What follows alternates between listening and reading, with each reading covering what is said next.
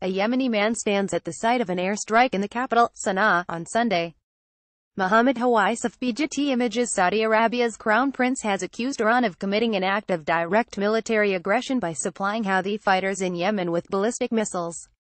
Mohammed bin Salmans' claim, stated in a phone call with the British Foreign Minister, comes just days after the Saudi military shot down a missile aimed at an international airport near Riyadh, and subsequently shut down land, air and sea routes into Yemen in retaliation.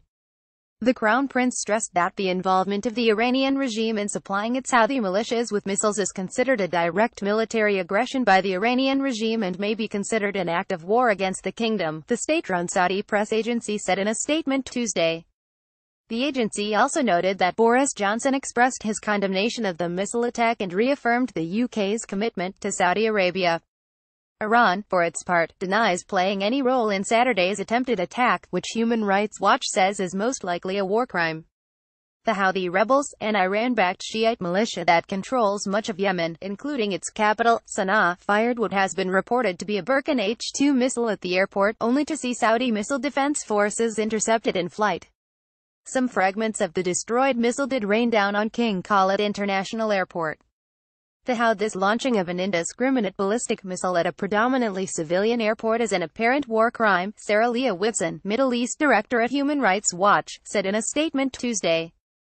But this unlawful attack is no justification for Saudi Arabia to exacerbate Yemen's humanitarian catastrophe by further restricting aid and access to the country.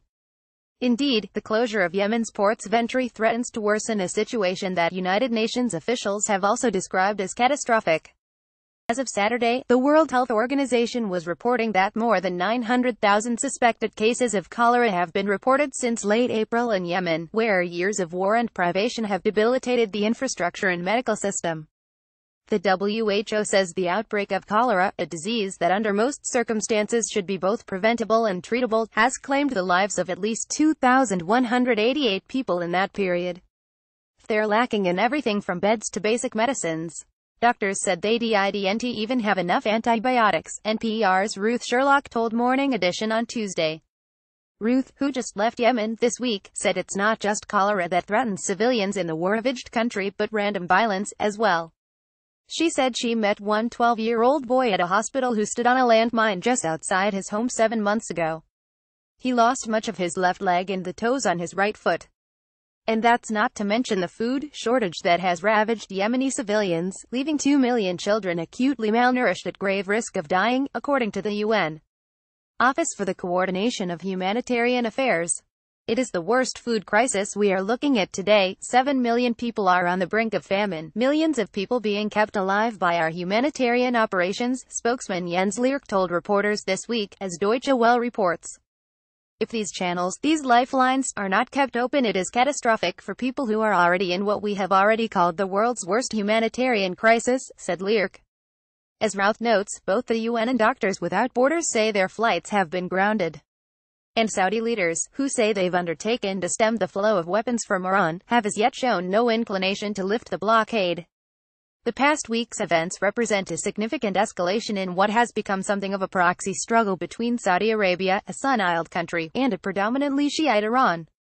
The two Gulf powers for years have been engaged in a regional Cold War, as the BBC puts it, and Yemen's internecine conflict between the rebels and its exiled, but still internationally recognized, government has seen the intervention of a Saudi-led coalition since March 2015. The violence, which began with a Houthi uprising but intensified with the start of a sustained Saudi air campaign, has been locked in stalemate for some time. But it has continued to wreak a deadly toll. Al Jazeera reports that more than 10,000 civilians have been killed in the war. It has also prompted criticism of the U.S., which has at times offered the Saudis logistical and targeting support in their bombing campaign. The Kingdom of Saudi Arabia, or KSA, bombs Yemen to smithereens, killing thousands of innocents including babies, spreads cholera and famine, but of course blames Iran. Javad Zarif, Iran's foreign minister, tweeted Monday. KSA is engaged in wars of aggression, regional bullying, destabilizing behavior, risky provocations. It blames Iran for the consequences. And in Tehran, Iran's capital, The Guardian reports the anger with Saudi Arabia has pervaded cartoons and newspaper headlines such as this one: "Are we hearing the drums of war?" The U.S., which sells billions of dollars worth of weapons to Saudi Arabia, waded into this war of words Tuesday with an allegation of its own citing Saudi information. The office of Nikki Haley, U.S. ambassador to the UN, said a ballistic missile launched by the Houthis, and also shot down in July, was of Iranian make. It was a type of weapon that had not been present in Yemen before the conflict, constituting violations of UN Security Council Resolutions 2216 and 2231, Haley's office said. Saudi Arabia's announcement confirms once again the Iranian regime's complete disregard for its international obligations, Haley said in a statement. The United States is committed to containing Iran's destabilizing actions, and will not turn a blind eye to these serious violations of international law by the Iranian regime. Haley's office added that the missile launched Saturday may also be of Iranian origin, supporting Salmans' claim. Meanwhile, the UN continues to work to open Yemen's ports to humanitarian traffic again, as the group's deputy spokesman told the Associated Press. We are in touch with our counterparts and we're trying to see whether we can get our normal access restored, and we're hopeful that we will be able to continue our normal operations.